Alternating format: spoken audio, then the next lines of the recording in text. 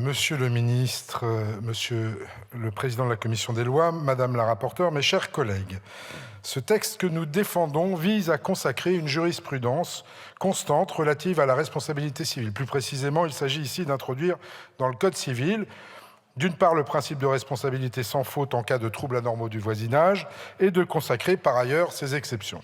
Ce texte est le fruit d'un travail transpartisan que notre groupe est fier de défendre.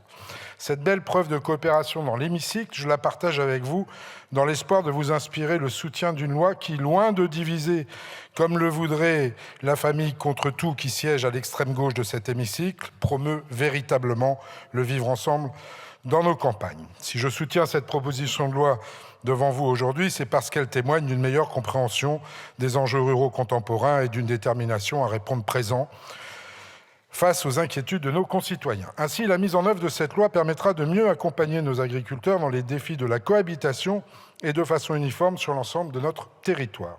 Concrètement, il s'agit de sécuriser davantage les secteurs industriels et artisanaux qui font la fierté de nos campagnes en garantissant la pérennité de leurs activités.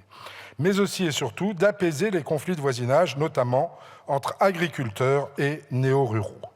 Si le droit de jouir paisiblement de sa propriété est important, pour autant, nous ne pouvons pas faire l'économie du contexte spécifique qui peut entourer les conflits de voisinage. En ville, on s'habitue aux voisins fêtards, aux sirènes des pompiers, à la pollution ambiante. Et bien de la même façon, et aussi curieux soit ce rappel, à la campagne aussi, il faut s'habituer au bruit de la nature, à l'odeur du bétail, au bruit des activités agricoles qui sont essentielles à notre santé et à notre souveraineté alimentaire. Le respect de la nature, l'enjeu de la transition écologique ne se réduit pas uniquement à l'achat de produits bio au supermarché. À la campagne, des femmes et des hommes travaillent sans interruption pour nous permettre une consommation de qualité. Dans ma circonscription, qui est à la fois rurale et attrayante pour nombre de nos concitoyens d'Île-de-France, j'ai constaté qu'il devenait nécessaire d'imaginer une nouvelle pédagogie et de nouvelles formes d'arbitrage entre nos agriculteurs, maillon crucial de notre société, et les néo-ruraux ou citadins en quête de résidence secondaire. C'est précisément ce que cette loi compte faire dans la continuité des 6 années d'engagement de la majorité pour une agriculture mieux valorisée et solidaire.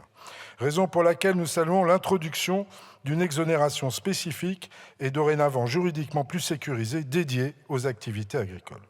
Cette exception au principe de trouble anormal du voisinage, fondé sur la théorie de la préoccupation, permettra ainsi aux agriculteurs de poursuivre leurs activités agricoles librement, à condition qu'elles se poursuivent dans les mêmes conditions ou sans modification substantielle.